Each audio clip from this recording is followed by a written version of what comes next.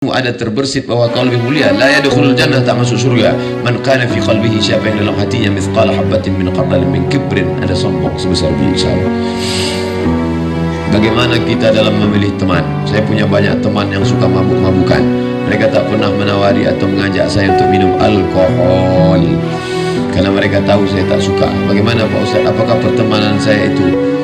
Maka bertemanlah dengan orang baik-baik. Mujalasatus salihin, tombo ati ono 5 perkara nih. Yang kelima, mujalasatus salihin, duduk dengan orang saleh. Duduk dengan tukang las, mungkin kita tidak kena apinya, tapi bau kita paling tidak bau karbon. Duduk dengan tukang minyak wangi, paling tidak kena. Kami dulu waktu kuliah di Mesir, setiap mau pergi ke masjid, mampir ke tempat tukang minyak wangi. Enggak 3 jatuh, ya mampir, dapat minyak. Haji. Halal.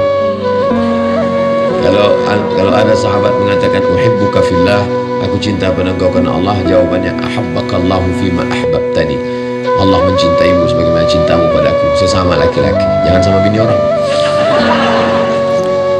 Nanti ngirim WA ke istri orang, uhibbuka fillah. Datang suaminya, maksud Allah. Bagaimana cara ingin mendapatkan berkah terbebas dari hutang menurut syariat Islam? Jangan hutang.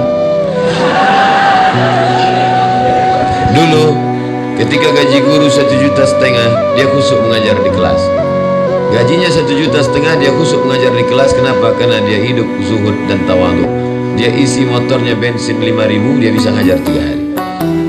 Khusyuk di kelas. Tapi setelah naik sertifikasi guru, maka guru bisa tidak khusyuk. Kenapa? Simbiotis mutualisme. Ada uang, ada barang. Mulai dia kredit Avanza. Akhirnya pikirannya kacau, tidak fokus. Maka iqna, merasa cukup dengan pemberian Allah. Takut aghnad nas. Bagaimana hukumnya pegadaian? Meminjamkan barang orang dipinjam oleh kita, apa hukumnya? Gadai masuk dalam satu bab fikih namanya rahan, babur rahni, bab gadai.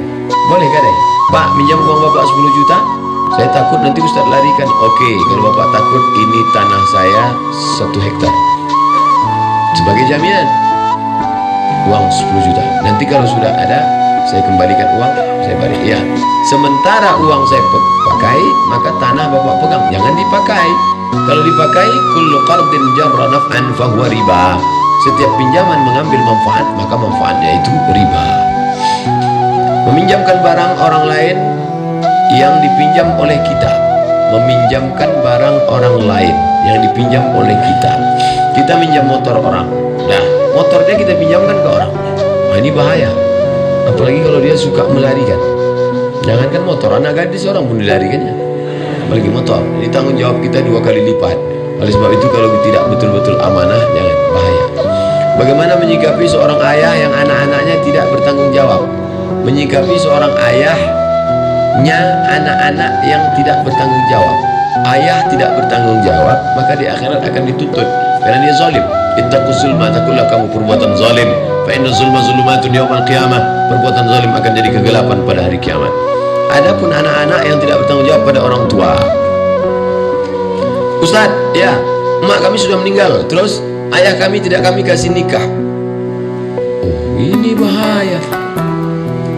Kalau kamu berbakti kepada ayahmu, maka nikahkan, cari. Kalau kamu takut ayahmu mencari, kamu yang mencarinya. Ini seorang bapak mengadu kepada Ustaz. Apa kata anaknya? Papa nggak usah bingung ya. Nanti papa kalau mau terbang ke Singapura ada kakak, mau terbang ke Surabaya ada adik, mau terbang ke Jakarta ada. Apa kata bapaknya? Kalian terbang itu saja yang kalian pikirkan. Kemana aku hinggap kalian tak pikirkan. Berbakti pada orang tua. Berbakti pada orang tua, senangkan hatinya. Kalau ada pecandu narkoba, pezina, di dunianya dia senang, bahagia. Hukumannya di akhirat nanti. Tapi kalau ada orang durhaka pada orang tua, hebatnya hukuman durhaka. Orang durhaka pada orang tua di dunia dapat, di akhirat dapat. Pasti itu, anaknya pasti durhaka. Makanya yang paling berbakti pada orang tua ini siapa? Keluarganya Jet Li, Choi Yun Fat dan Jackie Chan.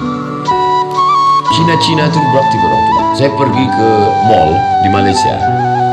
ceramah seminggu, hari terakhir kita main ke mall Pak Ustaz. Oke, saya lihat di lantai atas orang-orang tua jompo banyak sekali, disuap sama anaknya makan. Ternyata anak-anak mereka mau meliburkan diri satu hari untuk menyuapkan, karena mereka percaya menyenangkan hati orang tua akan menurunkan rezeki. Hanya hoki lah, hanya cincai-cincai lah, kencong-kencong lah. Senang hati mereka. Senangkan hati orang tuamu. Kalau masih hidup dia di rumah, belikan kain, belikan baju, belikan makanan, belikan. Senangkan hatinya. Banyak orang menganggap, orang tua kan gak perlu baju baru. Justru makin tua dia makin ingin baju baru. Orang tua saya ini udah gak terkontrol lagi Pak Ustaz. Kami belikan baju, dia pakai baju sobek. Dia ngomong ke tetangga, lihatlah teganya anakku. Kami berikan makanan, dia ngomong ke tetangga, anakku gak ngasih makan. Sabar, karena dia sudah sampai ila ayyuradna ila adzanil umur, usia hidup. Tak lagi bisa membedakan mana makanan, mana kotoran. Dia sudah pikun, mukhtalid. Oleh sebab itu jaga dia. Bagaimana menghadapi orang tua nih Pak Ustaz? 3 jurus. Diam. Lagi diam. Lagi diam. Orang tua seperti Quran buruk, dibaca tak terbaca, dibuang berdosa. Orang tua seperti Quran buruk, dibaca tak terbaca, dibuang berdosa. Lalu gimana? Biarkan aja sampai hilang sendiri.